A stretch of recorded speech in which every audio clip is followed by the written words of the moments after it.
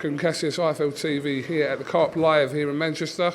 Frank, your first show on the zone, over and done. 1-0 at the moment. Yeah, it was a good night, wasn't it? Good fights, competitive fights, and great atmosphere. And I'm sure it's great for the viewers.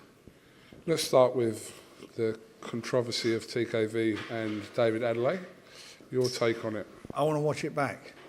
I've heard quite a few different versions of what it is, so I want to watch it back.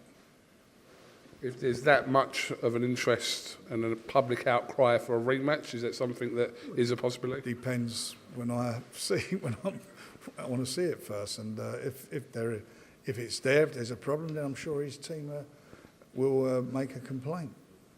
We spoke to obviously a lot of their team after the fight. Ben Shalom said he will be appealing it and looking to get that overturned. All right, okay, well, we'll see. I want to have a look at it first. What do you think? There's an argument there. There is an argument there, but there's also the protect yourselves at all times element as well. So, all right, we'll have a look. What's the next one? Have a watch of it on the car on the way home, Frank. I will. Defeat for Joyce. How did you kind of score it? Did you score it wide? Or? I didn't think there was anything in it. I really didn't. I thought it was a close fight. I'm not complaining about the decision. You certainly didn't lose it, but was it one judge, 6 rounds? That didn't happen. 8 rounds. Was it 8 rounds? 98-92. 98-92 is not 8 rounds. Is it? No, 6 rounds. Sorry. But he did. Still mad. It was a close fight. And you can see them both at times were getting caught in clips. And Joe now's got to go and he needs to sit down with his family, his trainers, his manager, and they got to think about what the future is for him.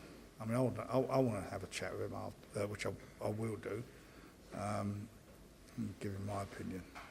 We just spoke to Joe. He has outlined his intention to carry on fighting, but he's just come out the ring. Yeah, he's a fighting man, but the truth of the matter is, you get to a certain stage in your career where these things catch up with you, and he gives everything. I mean, it